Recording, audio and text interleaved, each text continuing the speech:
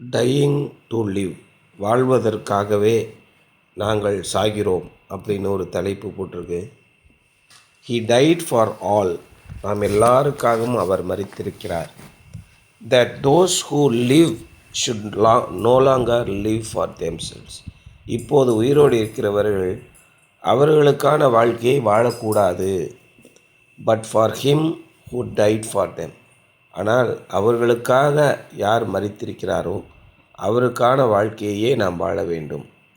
And was raised again, யாருக்காக? நமக்காக மரித்து மறுபடியும் உயிரோடு வந்திருக்கிறார், நம்மோடு இருக்கிறார். அவர் இன்றோடு நம்மோடு. இன்றைக்கி ஒரு பாடல் பாடினோம்ல, என்ன பாட்டு? இந்த பல்லவி, அவர் அன்பு மிகுந்தவர், தயவும் இருந்தவர், இரக்கம் இருந்தவர், கருணையும் இருந்தவர், இல்லையா? மிக அருமையான ஒரு பாடல். பாடல் வரிகளை அவ்வளோ தெளிவாக இன்றைக்கி அந்த பாடல் எழுதியிருக்காரு. ரொம்ப அருமையாக இருந்தது அந்த பாடல். நம்முடைய வாழ்க்கையை பின்னோக்கி பார்க்கணும் அப்படின்னா எந்த நிலைமையிலேருந்து நம்மளை தூக்கி எடுத்து கொண்டு வந்திருக்கிறார். அவருடைய தயவுக்காக கெஞ்சி நிற்பது மட்டும்தான் நம்முடைய வாழ்க்கையில் நாம் அடையக்கூடிய ஒரு உன்னதமான விண்ணப்பம். ஒருவேளை இறைவனுடைய தயவும் கருணையும் கிருபையும் அன்பும் உங்களுக்கு கிடைத்து விட்டால் அதுதான் மகா பெரிய சிலாக்கியம், மகா பெரிய பாக்கியம். ஸோ அது ஒரு ஹையரார்க்கியல் ஆர்டரில் இருக்குது. கடவுளுக்கு நாம் எப்படி பயந்து கடவுளுடைய கருணையும் தயவும் நமக்கு கிடைத்து விட்டால் எவ்வளோ சந்தோஷமாக நாம் இருப்போம் அப்படின்றது ரொம்ப எளிமையாக மனிதர்களிடத்திலே நீங்கள் தெரிஞ்சுக்கலாம். ஒரு ஆஃபீஸில் ஒரு பெரிய டைரக்டர் இருக்கார், பெரிய மேனேஜிங் டைரக்டர்.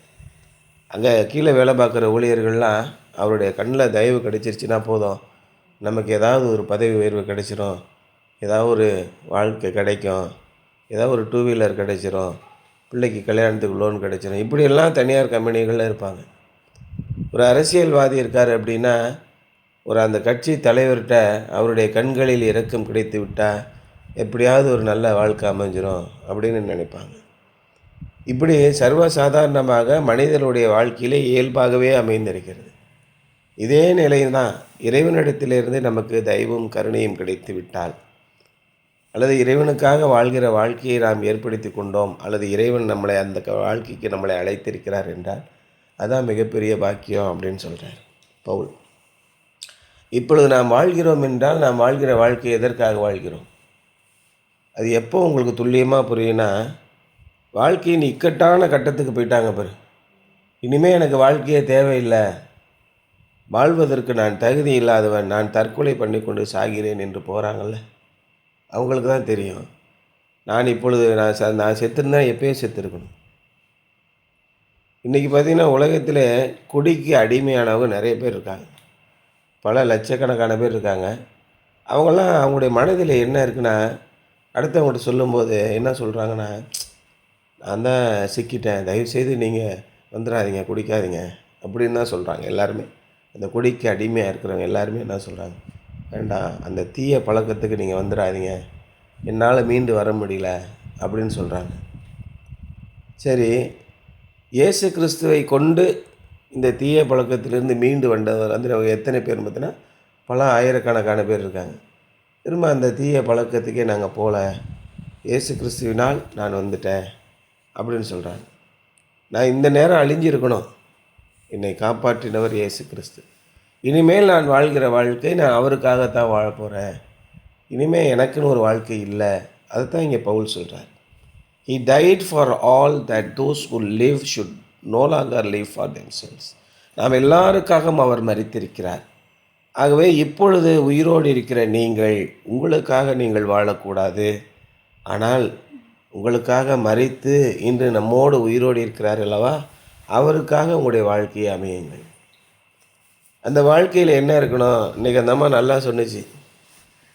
இந்த முதல் கற்பனையை எங்கிட்ட இருந்தாலும் தேடி பிடிச்சி 3ஆம் கற்பனையை நம்ம வரைக்கும் 1 2 3 4 கற்பனைக்கு நம்ம கடைபிடிச்சிடுறோம்.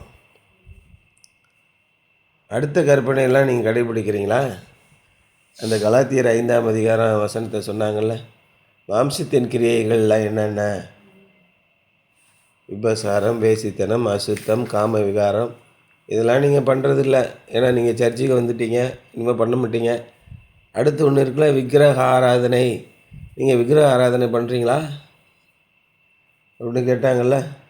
எத்தனை பேர் விக்கிரக ஆராதனை பண்ணுறீங்க?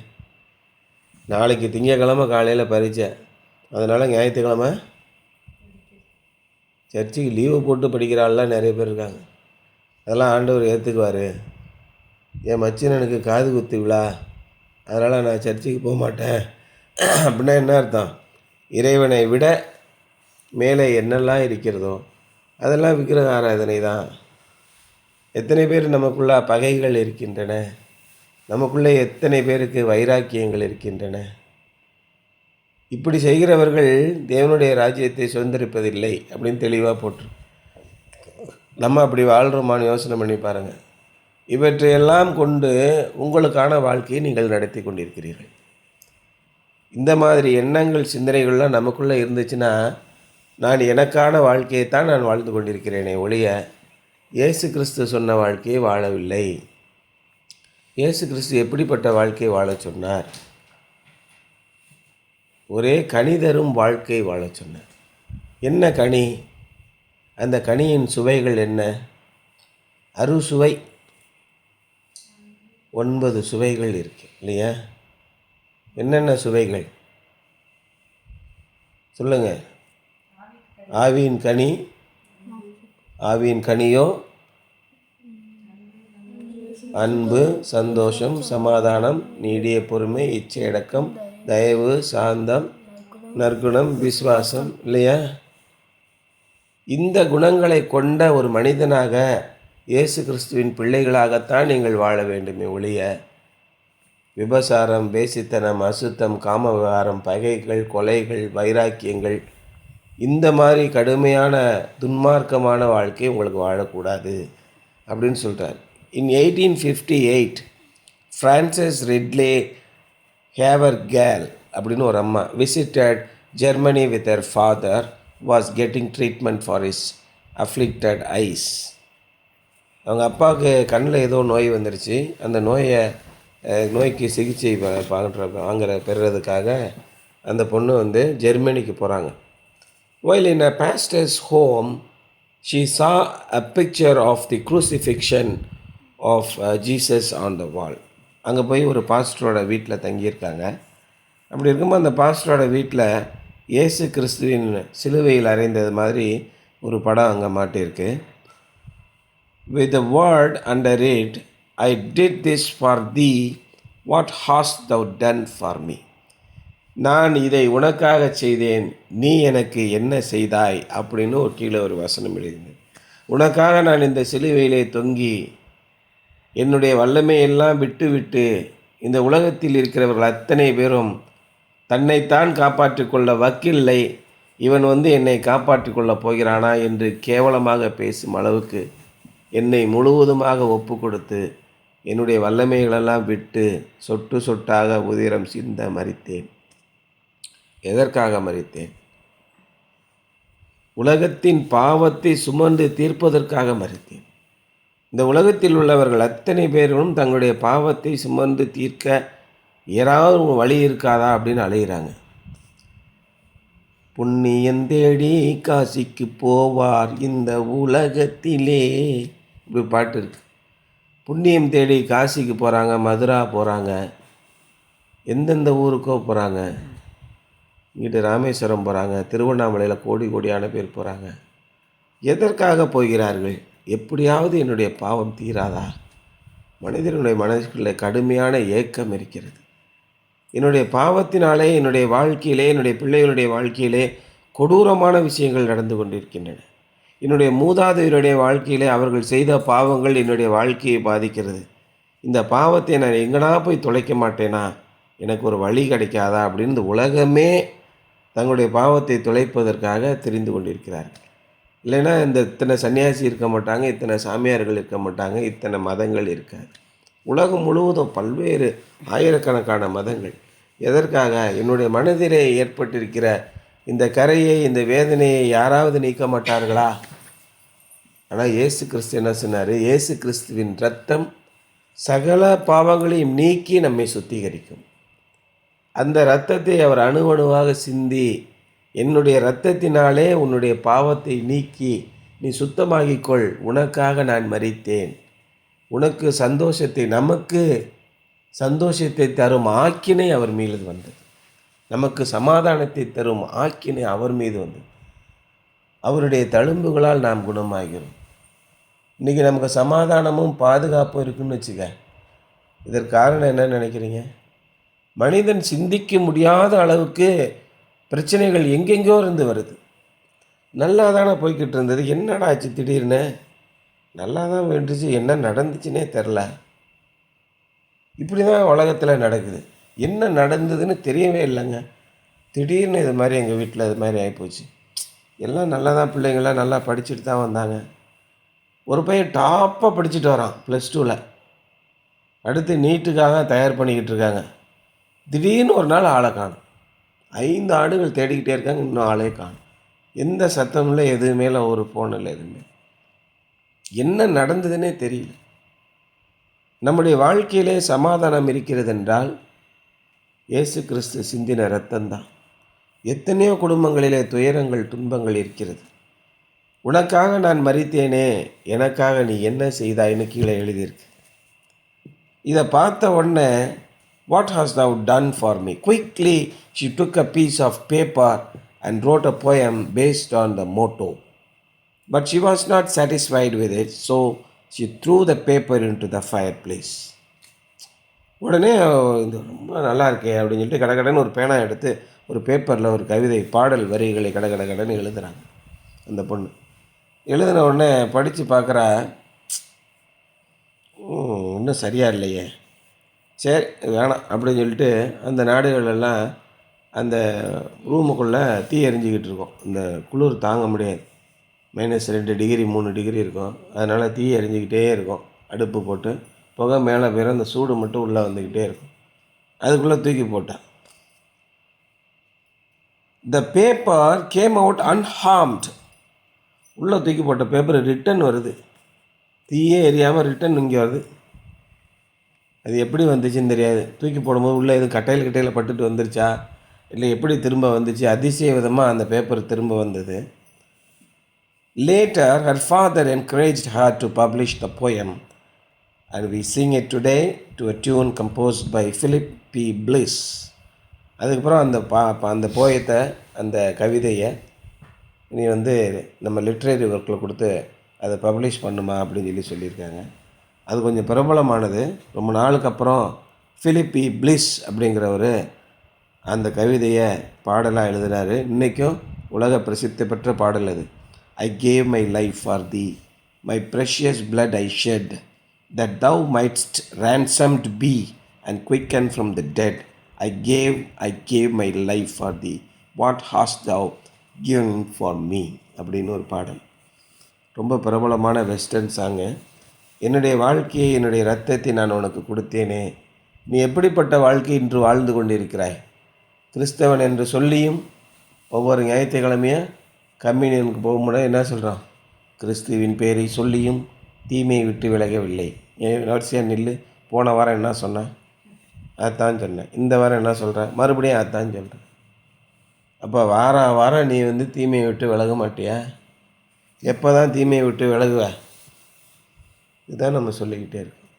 நம்முடைய வாழ்க்கையிலே ரட்சிப்பின் நிலை இல்லை என்றால் நம்ம ஞானஸ்நானம் பெற்றுட்டோம். அடுத்த நிலை இயேசு கிறிஸ்துவின் இரத்தத்தால் ரட்சிக்கப்படுவது. ரட்சிக்கப்பட்டு அவருக்கான வாழ்க்கையை நாம் வாழ தெரிந்தெடுப்பது. ஆண்டவரே, நான் என்ன செய்ய வேண்டும்? இன்றைக்கி அதான் சொன்னார்ல, உங்களுடைய வாழ்க்கையை முக்கியமான முடிவுகளை நீங்கள் எடுக்கும்போது ஆண்டவரிடத்தில் பேசாமல் எடுக்கவே எடுக்காதீங்க. ஆண்டவரிடத்தில் ஜெபியுங்க. 2 நாள் லேட் ஆகட்டும், 1 மாதம் லேட் ஆகட்டும், ஆண்டவரிடத்துலேருந்து பதில் இல்லைன்னா செய்யாதீங்க, வேணான்னு விட்ருங்க. நமக்கு எதுவுமே தெரியாது. ஆனால் முழங்கால் படியிட்டு ஜெபியுங்கள், ஆண்டவருக்கான வாழ்க்கை வாழுங்கள் அப்படின்னு சொல்கிறார். Christ died that we might live through him and for him. கிறிஸ்து எதற்காக மரித்திருக்கிறார் என்றால் அவருக்குள்ளாகவும் அவருக்காகவும் நாம் வாழும்படி மரித்திருக்கிறார். and that we might live with him. நாம் அவரோடு கூட உயிரோடு இருக்கும்படி, அவரோடு கூட வாழும்படியாக அவர் நமக்காக மரித்திருக்கிறார். Because of Calvary, believers are going to heaven to live with Jesus Christ forever. Kalvari சிலுவையிலே அவர் மரித்ததன் காரணமாக நமக்கு இம்மையிலும் மறுமையிலும் வாழ்க்கை உண்டு. அதான் திருவள்ளுவர் சொல்கிறார், பொருள் இல்லாருக்கு இவ்வுலகம் இல்லை, அருள் இல்லாருக்கு அவ்வுலகம் இல்லை. இந்த உலகத்திலே நீங்கள் வாழ வேண்டும் என்றால் விண்ணிலும் மண்ணிலும் வாழ்ந்து சுகிக்க, இந்த உலகத்திலே இறைவனுடைய தயவும் கருணையும் அன்பும் இரக்கமும் கிடைத்து விட்டால் இந்த உலகத்தில் நீங்கள் ஆசீர்வதிக்கப்பட்டவர்களாக இருப்பீர்கள். அவருக்காக நீங்கள் வாழ்கிற வாழ்க்கையை தேர்ந்தெடுத்து கொண்டால் அந்த உலகத்திலே அவரோடு கூட நீங்கள் வாழ்ந்திருப்பீர்கள். இம்மைக்காக மாத்திரம் நாம் கிறிஸ்துவை தேடுகிறவர்களாக இருந்தோம் என்றால் நாம் அந்த புறஜாதிகளை பார்க்கிலும் அதிக பரிதபிக்கக்கூடியவர்களாக இருப்போம்னு பவுல் சொல்கிறார். ஆகவே நம்முடைய நோக்கம் இந்த உலகத்திற்கும் அந்த உலகத்திற்குமானதாக இருக்க வேண்டும். அதான் யோவானில் ஜெபம் பண்ணும்போது ஆண்டவர் சொல்கிறார், ஆண்டவரே, இவர்கள் இந்த உலகத்தார் அல்லாதது போல நான் இந்த உலகத்தான் அல்லாதது போல இவர்களும் இந்த உலகத்தார் அல்ல. ஆகவே இவர்களை இந்த உலகத்தை விட்டு நீர் எடுத்துக்கொள்ள வேண்டும் என்று நான் ஜெபம் பண்ணாமல் விண்ணப்பம் பண்ணாமல், நீர் இந்த உலகத்திலே இவர்கள் இருக்கும்போது இவர்களோடு கூட நீர் இருக்க வேண்டும் என்று நான் ஜெபம் பண்ணுவேன். இந்த உலகத்திலே வாழ்கிற வாழ்க்கையை நாம் ஆசீர்வாதமான வாழ்க்கையாக வாழ்ந்து முடிக்க வேண்டும். நம்முடைய நோக்கம், நம்முடைய சிந்தனை எல்லாம் இறைவனை பற்றியதாக இருக்க வேண்டும். நீங்கள் எதை செய்தாலும், நீங்கள் நல்லா படித்தாலும், ஒர்க் பண்ணாலும், நீங்கள் ப்ளே பண்ணாலும், நீங்கள் எதை செய்தாலும் அவருடைய நாமத்தின் மகிமைக்கென்று செய்யுங்கள், அவருக்கான வாழ்க்கை வாழுங்கள் என்பதுதான் என்னுடைய சிந்தனை. Something to ponder. Think back a year. Are you living for Christ more effective today than you did then? Less effectively or about the same? Why? ஓராண்டுக்கு முன்பாக நீங்கள் எவ்விதமாக வாழ்ந்தீர்கள் என்பதை சிந்தித்து பாருங்கள். முன்பை விட இப்பொழுது அதிக திறம்பட்ட விதத்திலே இயேசு கிறிஸ்துவுக்காக வாழ்கிறீர்களா, அல்லது முன்பை விட குறைந்த திறம்பட்ட விதத்திலே நீங்கள் வாழ்கிறீர்களா, அல்லது போன ஆண்டை போலவே தான் இந்த ஆண்டும் வாழ்ந்து கொண்டிருக்கிறீர்களா? ஏன்? நம்முடைய வாழ்க்கையில் முன்னேற்றமே இல்லையா? நாம் நடந்து வரும் பாதையிலே இன்னும் ஆண்டவரை பற்றி நெருங்கி நாம் வாழவில்லையா? நாம் நமத்து போய் வாழ்கிறோமா? உப்பு சாரம் இல்லாமல் போனால் எதனால் சாரமாக்கப்படும்? ஒரு கேண்டிலை எரிய வச்சோம், இன்னும் அந்த கேண்டில் ஒரே கேண்டில் தான் இருக்கா? உங்களை சுற்றி 10 கேண்டில் வரலையா? நம்முடைய சிஎஸ்சி சர்ச்சில் 120 வருஷமாக அந்த 90 குடும்பம் தான் இருக்கும். அதை தாண்டி போகாது. ஏன் போகலை? பக்கத்தில் இருக்கிறவங்களுக்கு நீங்கள் எந்த விதத்திலும் இயேசு கிறிஸ்துவை காட்டவில்லை. நீங்கள் இயேசு கிறிஸ்துவின் வாழ்க்கையை வாழவில்லை. அதனால் நம்ம எச்சரிக்கையாக இருந்து அவர் காட்டுகிற வாழ்க்கையை நாம் வாழ வேண்டும் என்பது தான் இன்றைய சிந்தனை.